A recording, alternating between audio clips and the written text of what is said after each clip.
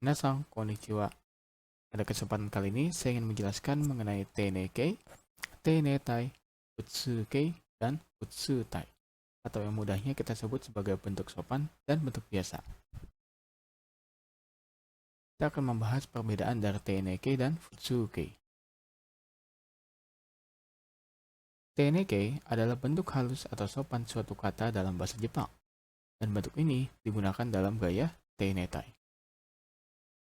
Sedangkan Futsukei merupakan bentuk biasa suatu kata dan bentuk ini digunakan dalam gaya Futsutai. Namun, juga bisa digunakan pada gaya Teinetai. Sebelum kita membahas lebih lanjut, kita akan membedah sedikit mengenai apa sih perbedaan dari Jishokei dan Futsukei yang sering kali tertukar atau sering kali orang tidak paham. Yang pertama, perbedaan dari Jishokei dan Futsukei secara gampangnya adalah Jishokei merupakan bentuk mula, bentuk asal dari suatu kata yang terregistrasi di dalam kamus. Jadi, kalau kita sebut secara mudahnya, Jishokei adalah bentuk kata yang memang apa adanya, tanpa diubah sama sekali, bentuk mulanya, bentuk dasarnya. Sedangkan ketika kata tersebut mengalami konjugasi ke bentuk-bentuk lain, bisalah dikatakan sebagai Tsukei. Namun perlu dicatat bahwa bentuk kamus atau Jishokei ini juga bisa dikategorikan sebagai bentuk biasa, Utsukei. Kalau kita lihat contoh di sini ada kata iku yang artinya pergi. Kata iku ini dapat dikategorikan sebagai Jishokei dan juga dikategorikan sebagai Utsukei. Namun ketika dia berkonjugasi, misalnya ke bentuk negatif menjadi ikanai ataupun bentuk kakoke, bentuk lampau, ita, maka dia akan dikatakan sebagai tsukei. Lalu kita lihat contoh perbedaan dari utsukei dan tenekei di dalam verba ataupun kata kerja. Masih menggunakan verba yang sama, kita lihat di sini ada iku berubah menjadi ikimasu, ita berubah menjadi ikimashita, kanai berubah menjadi ikimasen. Lalu ada ikanakata berubah menjadi ikimasen deshita. Selanjutnya kita akan lihat lagi contohnya pada adjektif i atau kata sifat i. Baik, kita punya kata samui, dingin artinya. Samui, samui desu. Samukata, samukata desu. Samukunai, samukunai desu. Samuku arimasen. Samuku nakatta. Samuku nakatta desu. Samuku arimasen deshita. Kalau dilihat di sini mungkin agak bingung. Kenapa di sini sama? Ya, untuk samukunai bentuk negatifnya itu bisa ya, tinggal ditambahkan des saja. Sama juga yang di sini. Lalu apa maksud yang di belakang ini? Maksud yang di belakang ini adalah bentukan yang lebih sopannya lagi. Jadi antara samuku naides dengan samuku arimasen itu sama-sama TNK, sama-sama bentuk sopan. Cuma tingkatannya bisa dikatakan bahwa ini akan lebih sopan lagi tingkatannya. Lebih terkesannya lebih formal. Walaupun kita sama-sama tahu ini salah satu keluarga TNK.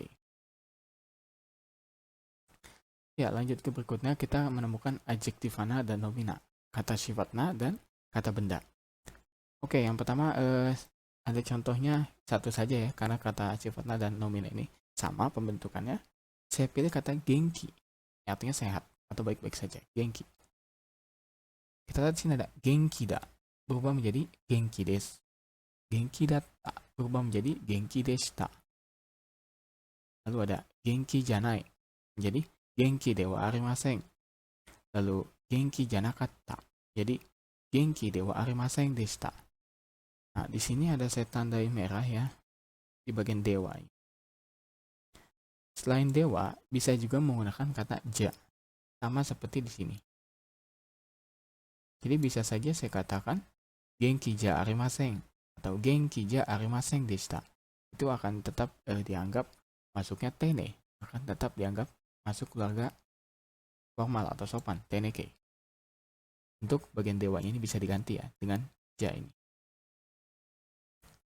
Nah, lalu selanjutnya kita akan membahas perbedaan dari tenetai dan futsutai yang seringkali tertukar atau dibilangnya mirip-mirip dengan teneke dan futsuke tadi. Yang pertama, tenete adalah gaya ataupun bentuk keseluruhan kalimat yang sopan dan formal.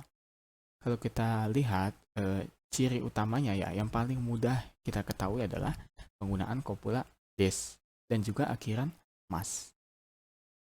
Lalu di futsutai adalah gaya ataupun bentuk keseluruhan kalimat yang biasa dan ada kesan kurang formal. Ciri dari futsutai yang mudah terlihat itu kopulanya juga ya. Kalau yang tadi kopulanya des, kalau sekarang kopulanya da. Dan juga bentuk futsutai ini biasanya memiliki akhiran yang lebih pendek ataupun lebih tegas. Kita masuk ke rebung. Contohnya, kita mulai dari rebung pertama yaitu untuk contoh futsunya. Saya bacakan. Ore wa yagami da. Kotoshi 20歳になった。静岡に住んでいる。趣味は本を読むことだ。この学校に転校した。よろしくね。Lalu kita masuk ke contoh tene. 私は八神です。今年20歳になりました。静岡に住んでいます。趣味は本を読むことです。この学校に転校しました。よろしくお願いします。Baik, sampai di sini kita ketahui bahwa kedua kalimat ini memiliki makna yang sama. Punya pesan di dalamnya yang sama.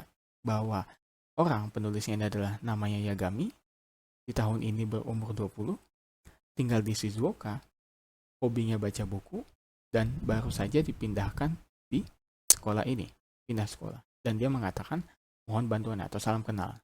Itu inti dari kalimat ini, inti dari kedua kalimat tersebut. Sama. Yang membedakan adalah bentukan ataupun gaya dari kalimat yang dibawakannya tadi. Pertama, kalau kita lihat sekilas di kalimat ini, sangat ketara sekali perbedaannya. Yaitu, adanya kelihatan sekali kalau di futsu ini bentuk kalimatnya pendek. Sedangkan di tene lebih panjang. Dan juga, kita lihat ya dari sini. Yang sudah saya tandai dengan warna biru, ada da, nata, tsundeiru, yomu, moto, shita. Ini yang sudah saya tandai. Ini kan bentukan dari futsuke. Bentukan biasa. Selain yang saya tandai biru ini pula, saya juga ada yang tandai merah. Contohnya di sini. Kita bisa lihat ya. Di sini ya, kita bisa lihat ada kanji ore. Dan juga di akhir ada yoroshiku ne. Ore ini merupakan kata ganti orang pertama, kata ganti untuk saya. Tapi dia lebih kasar. Kalau di Indonesia mungkin ekuivalen dengan kata gue. Gitu. Lalu di akhirannya dia bilang yoroshiku ne. Ini bisa kita bedah lagi ya. Yoroshiku dan ne. Nah, yoroshiku-nya saja ini sudah pendek ya. Yoroshiku. Sekedar yoroshiku saja dan ada shujoshi atau partikel di akhir kalimat ne gitu ya. Yang mana ini menandakan lebih kesan kasual. Lalu kalau kita telah lagi di setelah ini ya, kita masuk ke tene. Sama ya, yang sudah saya tandai hijau. The des narimashita. Tsundeimasu. Des lagi shimashita. Ini bentukan dari teneke.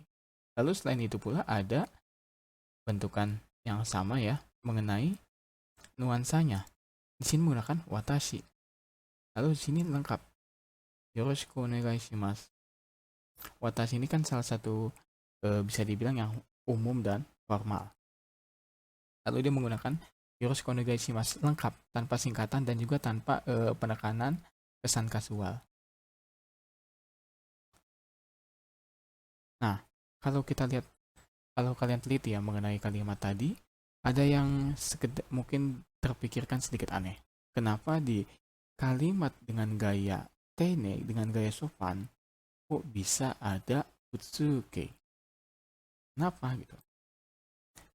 Ini saya ambil di bagian sini ya. Saya ambil di sini. Shumi wa hong o yomu koto desu. Jadi memang pada beberapa pola kalimat diperlukan untuk menggunakan futsuke, bukan teneke. Pada beberapa pola kalimat. Kita ambil contoh di sini. Shumi wa hon o yomu koto da. Dengan Shumi wa hon o yomu koto desu. Kedua kalimat ini punya makna yang sama. Hobi saya baca buku. Tapi dengan gaya yang berbeda. Yang satu, ini sudah jelas ya. Futsu. Yang satu, sudah jelas juga tene. Biasa dan sopan. Tapi di sini, sama-sama menggunakan teneke. Sama-sama menggunakan futsuke. Yaitu yomu.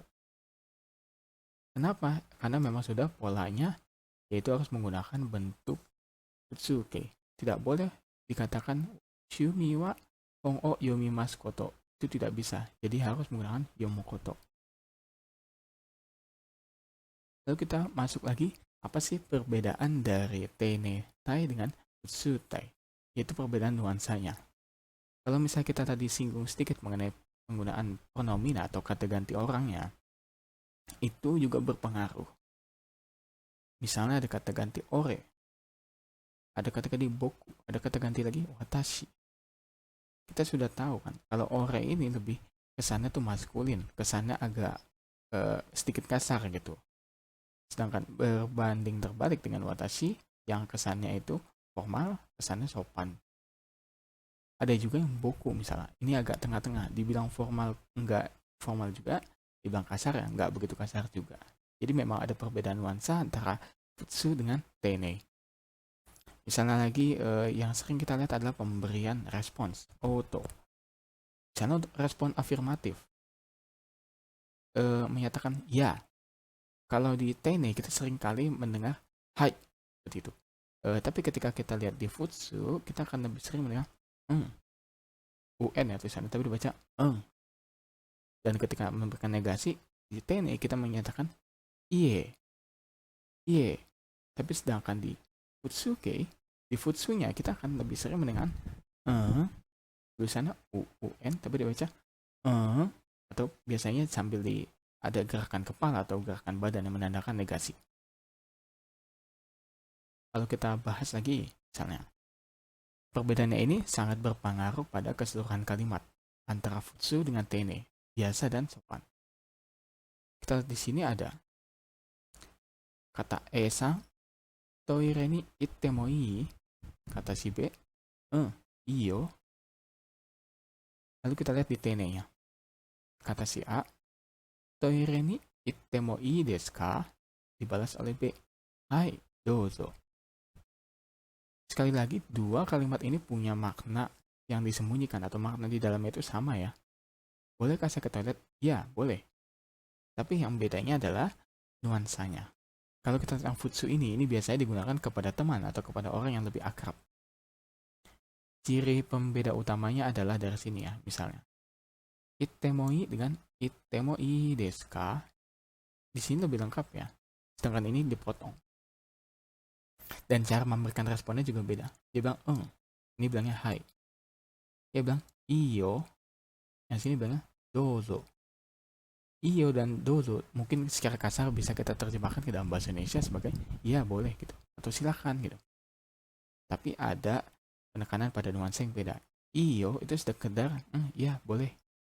Sedangkan dozo, iya silakan. Akan ada nuansa lebih formal. Baik, demikian pembelajaran mengenai futsuke dengan teineke. Terima kasih telah menyimak pembelajaran kali ini.